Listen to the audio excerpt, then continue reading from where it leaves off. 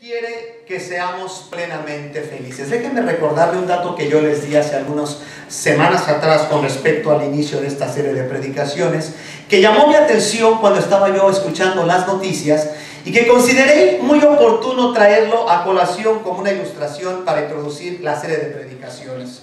Hay países en Europa, uno de ellos, Holanda, que se jacta de ser uno de los países más avanzados y que lleva la delantera en todos los asuntos sociales, científicos, etc. Y sobre todo éticos. Y escuchando yo en las noticias hace algunas semanas atrás e indagando un poco al respecto, les compartí a ustedes que en Holanda se está tratando de empezar a discutir una ley que regule y que permita la eutanasia. Ahora usted me va a decir, bueno hermano, eso de la eutanasia es algo que en muchos países ya se practica, que no es otra cosa que asistir a una persona que ya está en fase terminal de una enfermedad y que ya no hay solución, ayudarle a morir, a asistirle para que muera y deje de sufrir. Bueno, pero en Holanda no es esto lo que están gestando, hermanos. Lo que ellos quieren traer a colación, y escuche esto, es permitir la eutanasia a una persona que está completamente sana, que está bien de sus facultades, y escuchen esto, sencillamente se cansó de vivir, ya estuvo cansado, ya hizo lo que quería hacer con su vida, ya disfrutó todo, ya vio a los hijos crecer, quizás ya vio a los nietos, y sencillamente ya no quiere seguir viviendo, y ya se quiere morir. Y entonces en Holanda quieren llevar a la persona a que pueda tener el permiso de la ley de sencillamente llegar al hospital o al lugar donde se asista a esto y decir, ¿saben qué? Ya me quiero morir. Escuchando la noticia al respecto, los comentaristas que estaban dando esta nota dijeron algo como esto: ¡wow! Como siempre Holanda y otros países dándonos el ejemplo y la delantera. Yo dije, espera un segundo, a mí no me resulta bastante envidiable esa situación, pero me hace pensar por un momento, ¿cómo es posible, o será posible, que haya gente que tenga el deseo de morir a pesar de que está bien de salud, a pesar de que está bien en todas las cosas de su vida y sencillamente ya se cansó de vivir? Yo soy una persona, hermanos, que amo la vida, me encanta la vida. Me encanta disfrutar cada momento de mi vida en compañía de mi esposa, en compañía de mis hijos, en compañía de mis amigos y de los hermanos en la fe. No me cabe a mí en la cabeza pensar que yo ya no quiera seguir viviendo. Pero sí me he encontrado con mucha gente a lo largo de mi ministerio como pastor que definitivamente ya no quieren vivir. Pero no necesariamente porque han vivido una vida feliz y plena, sino a veces porque han vivido una vida extremadamente amargada e infeliz. Y no encuentran propósito alguno. Y a veces en una tristeza profunda, en una desesperación profunda, tratan de buscar el terminar con su vida. En esta semana compartí un devocional en la página social el día viernes con respecto al Black Friday, el famoso Black Friday de aquí de los Estados Unidos, donde se pone todo de oferta y se supone que todo el mundo está aprovechando las mejores ofertas para ese día. Y la Biblia nos dice que tenemos que aprovechar bien el tiempo, porque los días son malos. Y que tenemos que tener mucho cuidado en cómo tenemos que vivir nuestra vida todos los días. Porque la vida nos da ofertas extraordinarias, pero a veces son ofertas que no se vuelven a repetir. Y tenemos que aprovechar de ellas.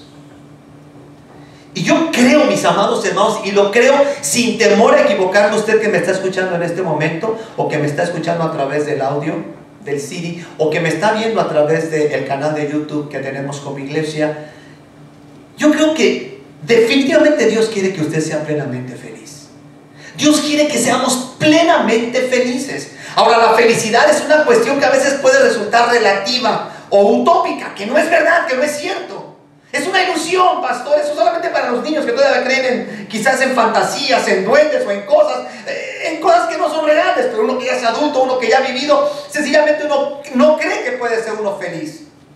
Ahora, tenemos que entender lo que Jesús quiso decir cuando en el Sermón de la Montaña, en el capítulo número 5, 6 y 7 de Mateo, pero particularmente el capítulo 5 de Mateo, que espero que a todos tengan sus Biblias abiertas. Y si no tiene usted Biblia, por ahí tenemos algunas Biblias abajo de las Biblias que con mucho gusto podemos prestar. Hermanos, tenemos visitantes, por favor, asistan a los visitantes para que ellos también puedan tener el ejemplar de la palabra del Señor y ellos puedan tener también las Escrituras y puedan seguirnos con la palabra del Señor. Allá abajo de las sillas hay algunas Biblias, gracias. En Mateo capítulo 5, Jesús comienza el sermón de la montaña, un sermón que abarca los capítulos 5, 6 y 7 de Mateo.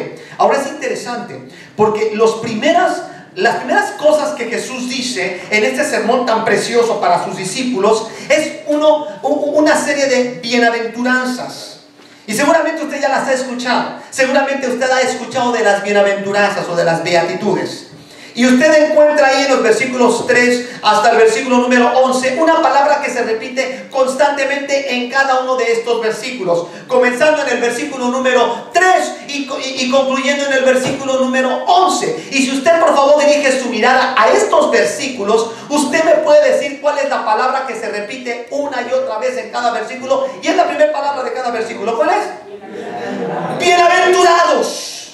Bienaventurados. ¿Qué quiere decir la palabra bienaventurado? En las traducciones en inglés lo traducen como bendecido, pero la palabra no hace justicia en inglés. En inglés, blessed. No hace tanta justicia la palabra en griego bienaventurado, porque la palabra bienaventurado en griego quiere decir algo más que sencillamente bendecido, porque siempre que pensamos en la bendición pensamos en algo material, ¿no? Soy bendecido porque me aumentaron el salario, o soy bendecido porque me pude comprar un carro, soy bendecido porque tengo buena salud. Siempre relacionamos la bendición con algún bien material o físico que recibimos. Y sabemos en la vida cristiana y en el diario vivir que no siempre las cosas resultan así. La palabra bienaventurado es una palabra, hermanos, que en griego quiere decir plenamente feliz, afortunado, dichoso, alegre. Pero es interesante porque la palabra lleva una connotación de ser alegre y plenamente feliz de dentro hacia afuera. O sea, no es algo que te da lo externo, sino algo que nace de dentro. Y eso solamente Dios lo puede hacer. Jesús comienza diciendo en cada uno de estos versículos: bienaventurado, feliz, plenamente feliz, alegre, afortunado, ¿por qué no también bendecido?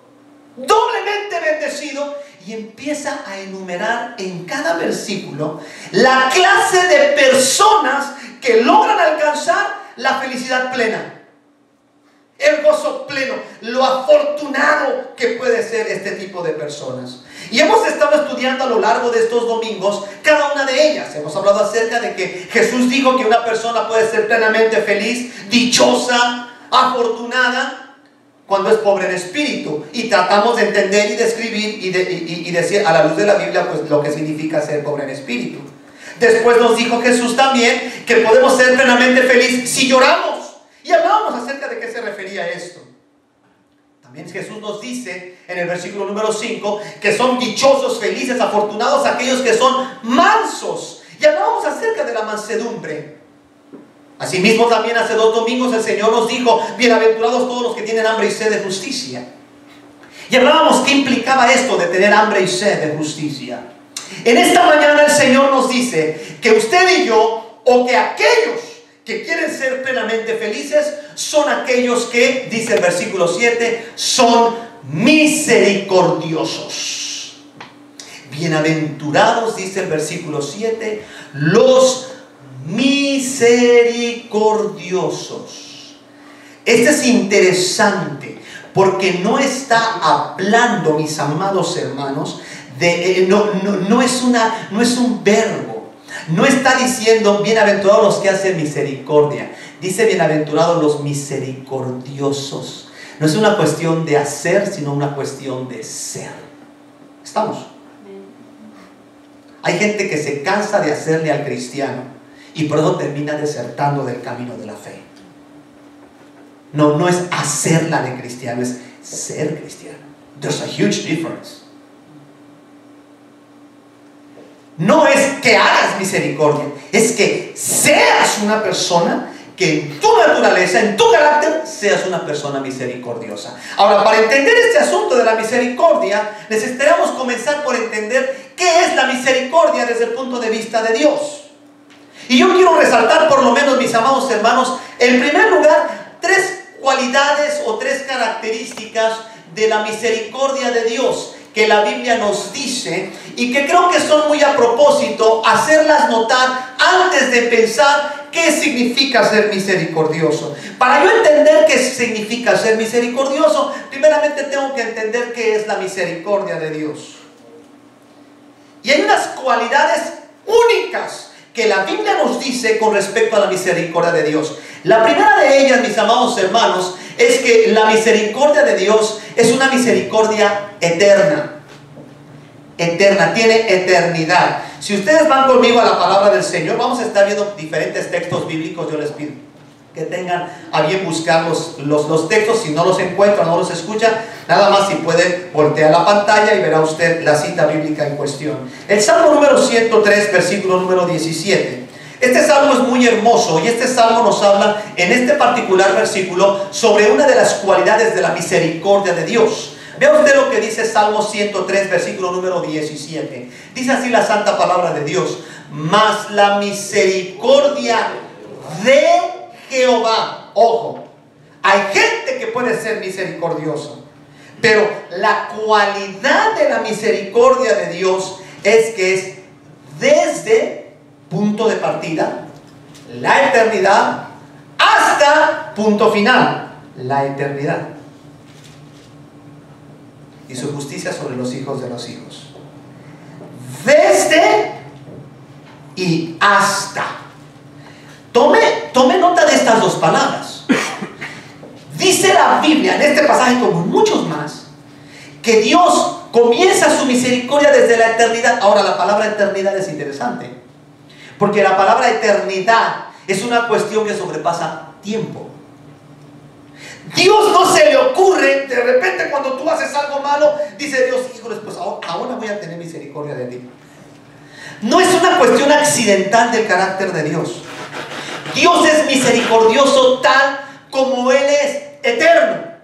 Algunos niños, y los niños son muy buenos teólogos, mejores que muchos de nosotros que hemos ido quizás al seminario o a la universidad. Los niños son mejores teólogos que cualquier otro, porque los niños son bien sencillos. No sé cuántos de ustedes se han topado con la pregunta que los niños hacen: bueno, ¿y quién hizo a Dios? ¿No? ¿Cuándo empezó a existir Dios? Bueno, son planteamientos muy justos y que tienen una respuesta. No nos vamos a poner a discutir esto en esta mañana. Pero el problema es que el planteamiento de la pregunta está equivocada. Porque tanto cuándo no es una palabra que ajusta con respecto a Dios, porque Dios es el que comenzó el tiempo. Él está antes del tiempo. Él está sobre el tiempo. La Biblia nunca toma ni siquiera un versículo para comprobar la existencia de Dios. Desde Génesis 1:1 la Biblia asume que Dios existe. Por eso dice Génesis 1:1: en el principio creó Dios. Además, ¿quién creó a Dios? La palabra crear, bará, el verbo bará, en hebreo quiere decir traer algo de la nada a su existencia.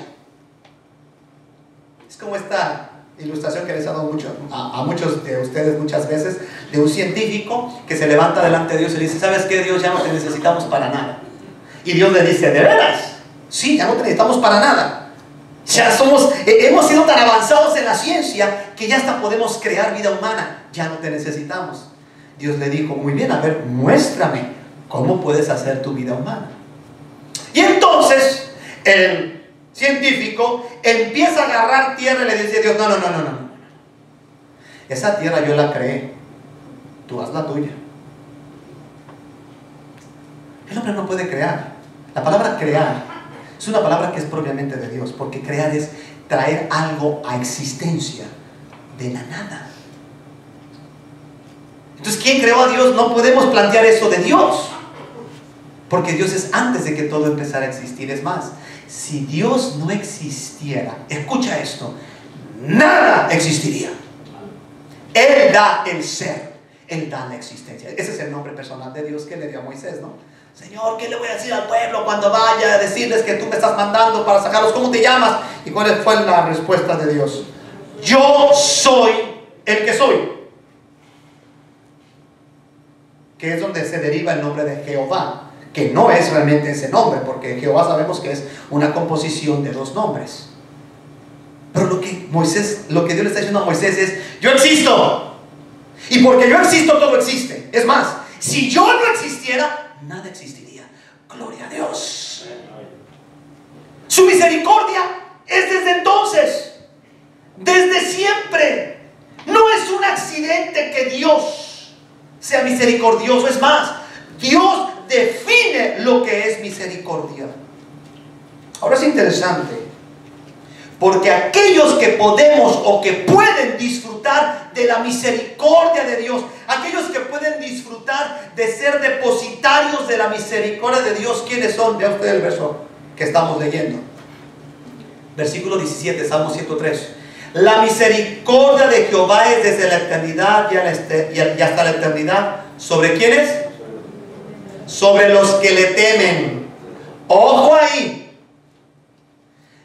La misericordia de Dios es sobre los que le temen. ¿Qué es la palabra temer? Respeta, reverencia. Cuidado. Aquel que es rebelde y es contumaz. Este mundo se está pasando de listo.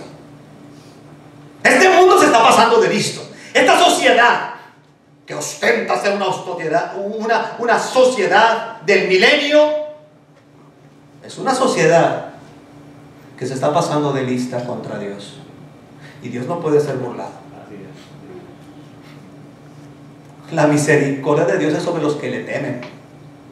Usted, aléjese de Dios y rebélese en contra de Él. Y escúcheme bien, esa misericordia va a dejar de estar en usted. Sobre los que le temen. Pero su misericordia es desde siempre. Ahora déjeme hacer una pregunta en esta mañana. ¿Quién no necesita la misericordia de Dios?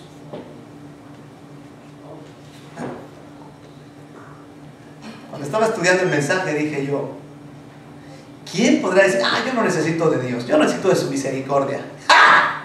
Vamos a ver más adelante lo que hace la misericordia de Dios para las personas. Todos necesitamos de la misericordia de Dios, ¿o no es cierto? No, hermano, yo no, a mí hasta Dios me debe, fíjese. Soy tan bueno que hasta Dios me queda debiendo. Qué osado, ¿no? No creo que nadie diga eso.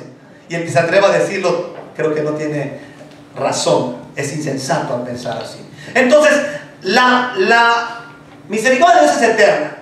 La misericordia de Dios es ilimitada, no tiene límite. No tiene límite la misericordia de Dios. Mira lo que dice el Salmo, estamos ahí mismo en los Salmos. Nada más date una vuelta unas páginas adelante, en el 108, versículo número 4.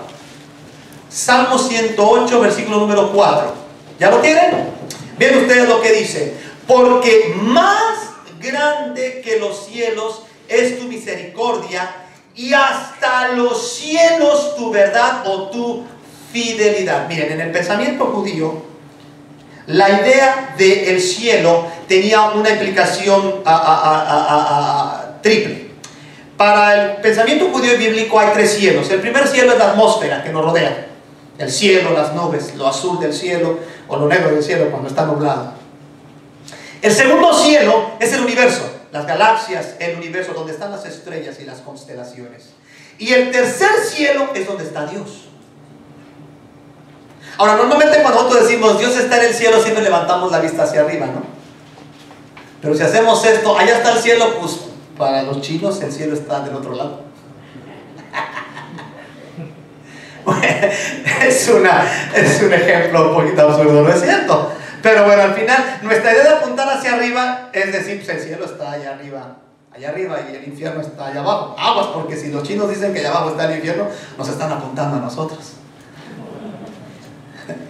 Al final tratamos de establecer que son dos lugares específicos. Pensando en el tercer cielo es donde está Dios. La Biblia dice que que la misericordia de Dios es más grande que los cielos, plural.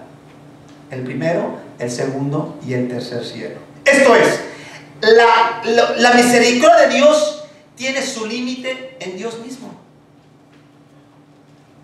Porque en el tercer cielo es donde está Dios. Hasta donde está Dios, hasta ahí llega su misericordia. Esto es bien interesante, hermanos. Y es bien interesante porque esto nos habla de que la misericordia de Dios actúa sobre nosotros, los seres humanos, con una compasión ilimitada y, escuche bien, totalmente inmerecida. Dijo el profeta Jeremías en Lamentaciones 3, versículo 22, la primera parte: por su misericordia no hemos sido consumidos. Si usted es de los que piadosamente llega al altar y dice: Señor, es que no soy nada, Dios te dice: ya lo sé. Es que, Señor, no merezco nada, ya lo sé. Señor, hice mal y merezco el castigo. Dios dice: ya lo sé que lo mereces, pero por misericordia no lo he hecho. Yo digo gloria a Dios, hermanos. Aquí estoy por su misericordia. ¿Cuántos pueden decir amén conmigo? Amén. Su misericordia nos ha mantenido hasta el día de hoy, hermanos. Tiene su límite en Dios mismo. En la segunda parte del Salmo dice, en este Salmo, en 108, versículo 4: y hasta los cielos tu verdad, que también puede traducirse como tu fidelidad. Dios es tan fiel hasta el límite del mismo. Y pregunto, ¿Dios tiene límite? No. Entonces Él es siempre fiel. Un himno que deberíamos de cantar cada día de acción de gracias es: grande es tu fidelidad. Oh, tu fidelidad. Oh, tu fidelidad. Cada momento la veo en mí. Nada me falta, pues todo provees. Grande, Señor, es tu fidelidad. Para siempre. Ese es mi Dios, ese es tu Dios, ese es el Dios de la Biblia. La tercera cualidad de la misericordia de Dios, hermanos, es que es renovable, se renueva. Mira lo que dice Lamentaciones. Estás en Salmos, vete para adelante, no te vayas para atrás, vete para adelante. Después de Salmos está Proverbios, después está Cantares, bueno, Eclesiastés, Cantares, Eclesiastés, Isaías, después de Isaías está Jeremías, y después llegas a Lamentaciones. Después de Jeremías está Lamentaciones. Capítulo número 3, versículos 22, la segunda parte, y versículo 23. Lamentaciones 3, 22b y 23. La segunda parte del 22 y todo completo del 23. Lamentaciones 3. Dice así la palabra del Señor: porque nunca decayeron sus misericordias. Nuevas son cada mañana, grande es tu fidelidad. Déjame hacer una pregunta. Dijimos que todos necesitamos de la misericordia de Dios, ¿no? Déjame hacer una segunda pregunta. ¿Cada cuándo cree usted que necesita de esa misericordia? No sé, hermano, pues cada tercer día, cada año bisiesto, cada instante. En todo momento necesitamos esa misericordia de Dios. Yo creo que la respuesta de todos es: pastor, yo necesito siempre de esa misericordia. Bueno, la Biblia dice que la misericordia de Dios se renueva, es renovable. ¿Por qué? Algunos consideran que se renueva porque la que nos dio hoy no la acabamos toda, y mañana tiene que traer una nueva. Otros dicen: sencillamente Dios no usa nada, no da nada usado, todo lo da nuevo cada día. Cualquiera que sea el concepto o la postura al respecto, lo que sí me queda claro es que cada día Dios muestra su misericordia. Cada mañana nueva es su misericordia, y no cae, no decayeron sus misericordias. El Señor no dice: ay, ya me cansé de ti, de tu testarudez, de tu necedad, ya me cansé de tus pecados, no te arrepientes de ellos, ya no quiero nada con... Dios, dice la Biblia, renueva. Yo doy la gloria al Señor por su misericordia renovable para mí, Padre. Él no se ha cansado de nosotros, porque si hubiera sido ya estuviéramos destruidos, según dice este mismo versículo que acabamos de mencionar hace un momento. Entonces, tres cualidades de la misericordia de Dios: eterna, ilimitada y renovable. Ahora bien, para ir al segundo punto de nuestro mensaje, hermanos, de la palabra del Señor, vamos a ver por un momento, hermanos, lo que significa entonces ser misericordioso. Y ser misericordioso, mis amados hermanos, significa en primer lugar estar siempre dispuesto a perdonar. Siempre.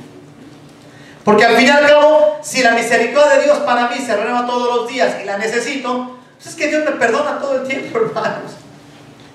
Cuando Jesús dijo debemos ser misericordiosos, Él nos dijo que debemos aprender a perdonar. Mira lo que dice Lucas capítulo 10 del Nuevo Testamento. Estabas en Lamentaciones, ahora sáltate hasta después de la mitad de la Biblia, después de Mateo, Marcos y Lucas, el tercer libro del Nuevo Testamento. Lucas capítulo 17. Y vea lo que dicen los versículos 3 y 4. Vamos a leerlo juntos, ¿les parece? Para que se despierten. Aquellos están dormidos y los que no, pues no se duerman. Lucas 17, 3 y 4. ¿Amén? Vamos a leerlo juntos. Mirad por vosotros mismos. Si tu hermano pecare contra ti, repréndele, y si se arrepintiere, perdónale. Y si 7 veces al día pecare contra ti, y 7 veces al día volviere a ti, diciendo, me arrepiento, perdónale. Pregunto, ¿existe alguna versión de la Biblia? Y por favor indíquenmelo, si usted trae alguna otra versión de la Biblia, que haya después de lo que dice el versículo 4, diciendo me arrepiento, perdónale, existe un paréntesis que diga, pero no le perdones tantas veces, pero todo tiene un límite. ¿Dice eso en alguna Biblia? En letra cursiva, quizá por ahí, ¿no? Al pie de la página, un comentarista, esto Jesús lo dijo, pero Jesús estaba hablando de otra cosa. Si la misericordia de Dios es ilimitada, si la misericordia de Dios es eterna y se renueva, ¿cómo debe de ser mi actitud hacia aquel que me ofende, hacia aquel que ha cometido una ofensa en contra de mí? Debo de perdonarle sin guardarle rencor.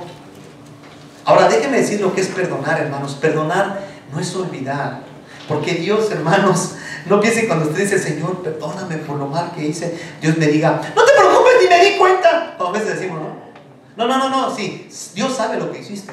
Dios sabe en dónde ocupaste tu mente hace rato, o lo que estuviste haciendo anoche, o lo que estuviste haciendo. Dios lo sabe perfectamente bien. A Él no le puedes ocultar ni siquiera tus pensamientos, porque Él los conoce muy bien. Cuando tú vienes a Dios y le confiesas, confesar es estar de acuerdo con Dios. Es decir, lo mismo. Dios te dice, eres un pecador. Y dice, Señor, sí soy un pecador, no soy un cínico. Sencillamente reconozco que he hecho mal.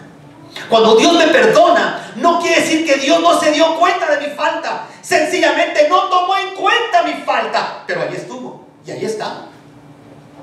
Pero el Señor no me da la retribución que merezco por mi falta, por su misericordia. Cuando tú perdonas, no quiere decir que no se te ofendió. No quiere decir que no hubo un momento en el que fuiste agraviado, o violentado, o calumniado, o lastimado.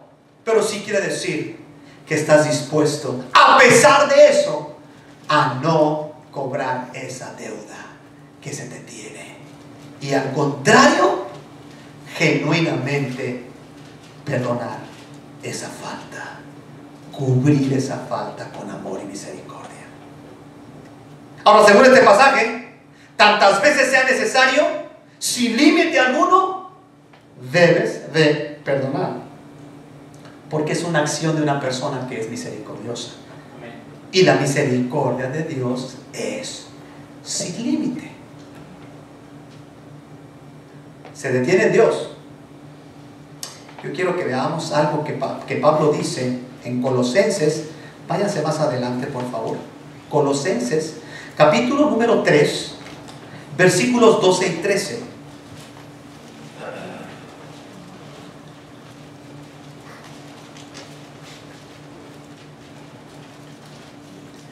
Colosenses 3, 12 y 13. Vestíos pues, Colosenses 3, 12 y 13. Vestíos pues como escogidos de Dios, santos y amados, de entrañable misericordia, de benignidad, de humildad, de mansedumbre, de paciencia, versículo 13, soportándoos unos a otros y perdonándoos unos a otros, si alguno tuviere queja contra otro, de la manera que Cristo os perdonó, así también hacedlo vosotros. Pregunto, ¿se necesita griego, doctorado en idiomas para entender este versículo? Vestíos como escogidos de Dios, de entrañable, desde aquí, desde dentro, desde lo más profundo, honestamente, genuinamente, misericordia y perdonar como comparativa. Como Cristo te perdonó, tú tienes que perdonar. Si tú no eres capaz de perdonar una falta, estás diciendo que tú no eres agradecido con el perdón que el Señor te ha ofrecido a ti. Y esa ingratitud es la que te tiene hundido en amargura y en resentimiento. Misericordia. ¿Qué hizo el padre hacia su hijo rebelde en la parábola del hijo pródigo? ¿Qué hizo?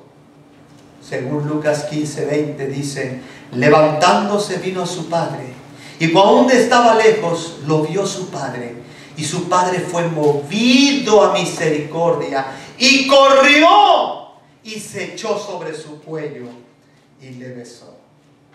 No dijo: ándale, ahí vienes, chiquito. Mira, todos cochino, marrano y oliendo a cochino. Ah, ¿verdad? Te lo dije. Te quisiste con tus amiguitos, ¿no? Ajá. Y te gastaste todo el dinero que te tocaba, ¿no? Ándale. Ahora te aguantas. Ahora, a ver, yo no sé cómo le haces. Ni modo.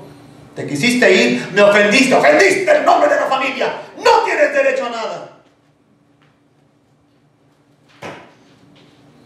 ¡Qué enseñanza tan tremenda! El padre ve al hijo venir. Me puedo imaginar, aquí va habiendo muchos padres, cuando los hijos se nos portan mal y andan medio rebeldones. ¿Cómo nos duele? Yo imagino cómo le dolió al padre ver a su hijo. Papá, ¿sabes qué? Ya dame lo que me toca porque me quiero ir. La herencia se daba cuando el padre estaba muerto, no antes. Así es que déjeme parafrasear lo que el hijo le dijo: papá, ¿por qué no te mueres y me das mi dinero? O sea, así se la soltó. Ahí va el hijo, bien orgulloso con todo su dinero. Yo me puedo imaginar al papá yendo a irse a su hijo, al hijo que le deseó la muerte.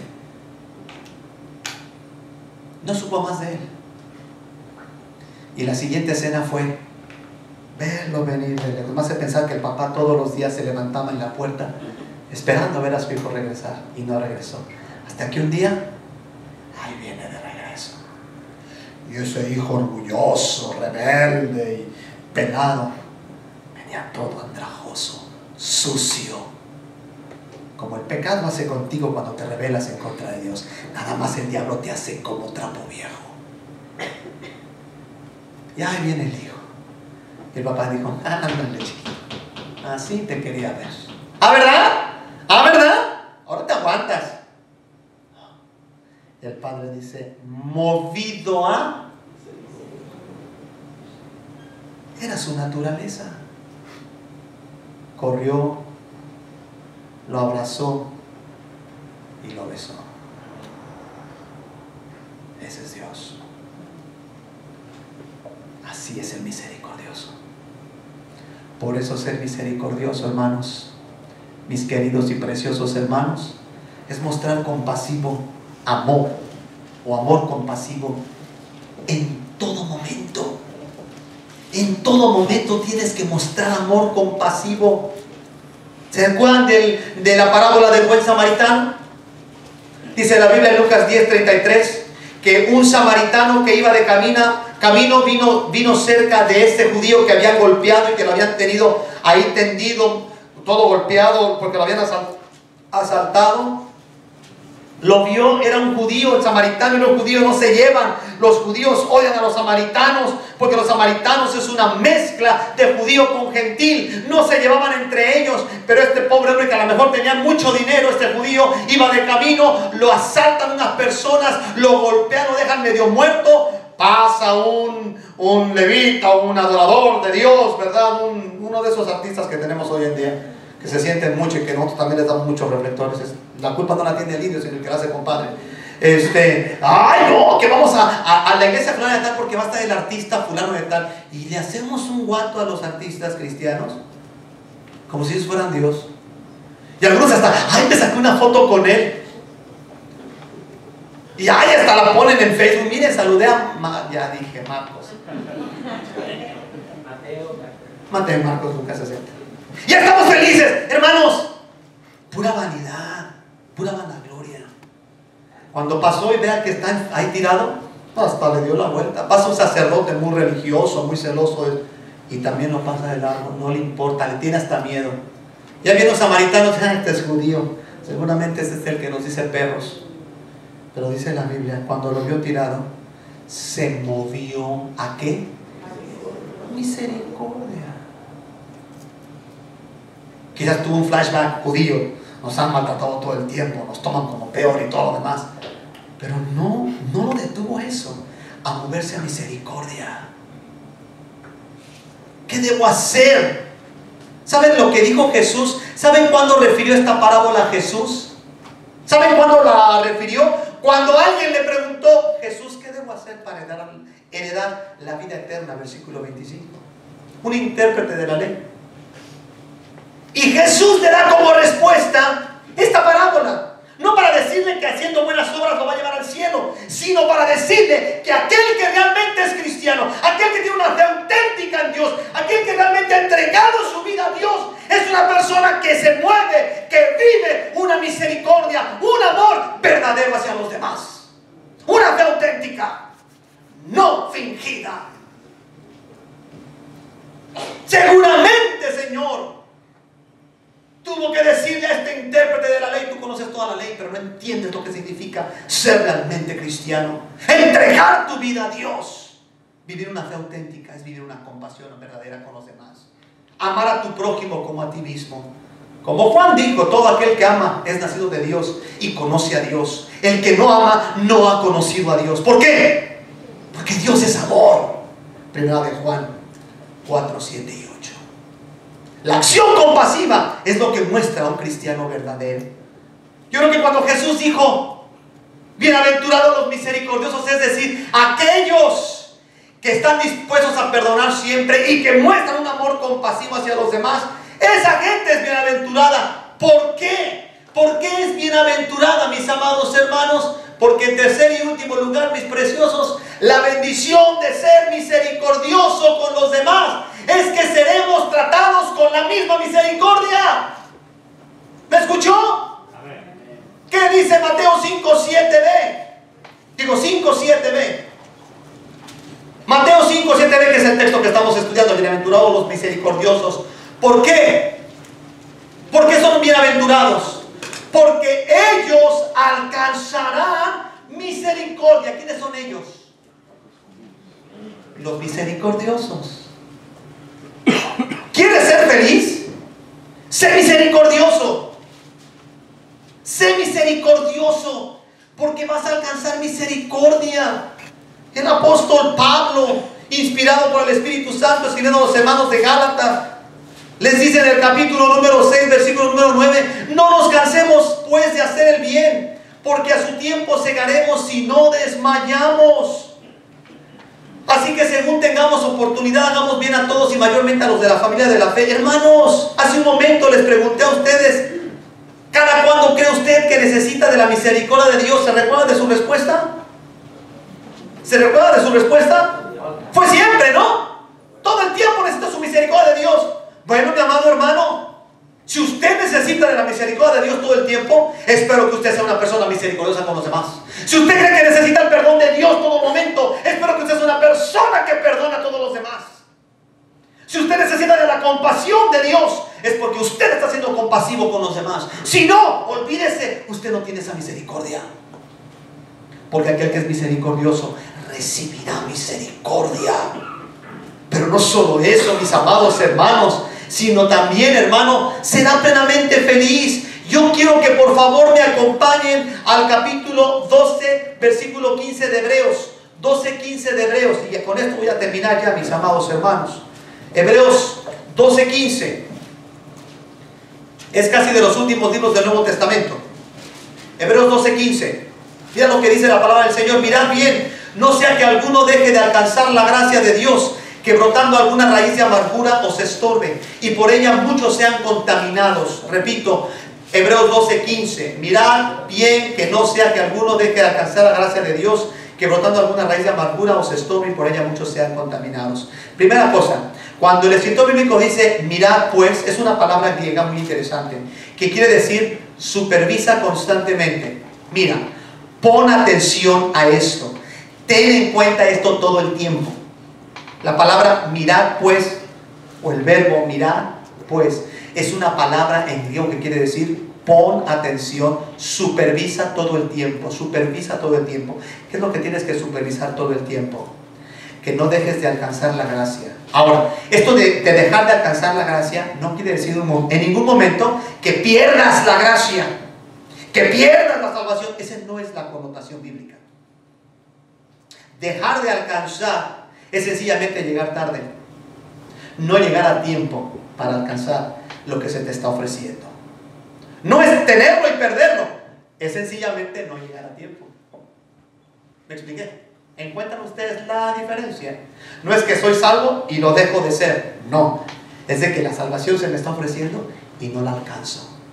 Por mi soberbia, no la alcanzo por mi orgullo, por mi vanidad. Ahora es interesante. ¿Sabes qué es lo más tarde que te puede pasar? Que no te lleve a alcanzar la salvación. La muerte. Si tú mueres sin haber tenido una experiencia personal con el Señor, será demasiado tarde para ti. Porque nadie, desde este mundo, haciendo oraciones por ti, te va a dar un pase directo al cielo si moriste sin Cristo en esta vida. Dejar de alcanzar es no alcanzar la oportunidad del perdón de tus pecados. ¿Sabes cuál es el único pecado que Dios no perdona? El que tú no te arrepientes, el que tú no confiesas. Deja para mañana. Ya mañana, ya después yo lo veo. Hermano querido, Dios tiene un tiempo para todo. Ahora es interesante porque dice, mirad pues que no deje de alcanzar alguno la gracia de Dios, que brotando alguna ¿qué? Raíz de amargura. ¿Sabes qué es la palabra raíz de amargura aquí en griego? Es una planta ponzoñosa, dañina y perjudicial para ti. Cuando nos cambiamos para este lugar hace 3 años, muchos hermanos vinieron y nos hicieron favor de limpiar. Estaba esto lleno de hierbas y todo demás. Y un hermano, creo que fue el hermano José, ¿verdad? Se puso con unas ganas, con un machete a cortar todas las hierbas que estaban ahí. Pues no se da cuenta que había una hierba mala. Y pues le estuvo pasando el brazo al hermano ahí cortando. Ese tipo de hierba, ¿qué es lo que hace? ¡Uy! Se le llenó todo su brazo al hermano de ronchas. Y sí se puso malo. Es una hierba malísima. Es la misma idea de aquí.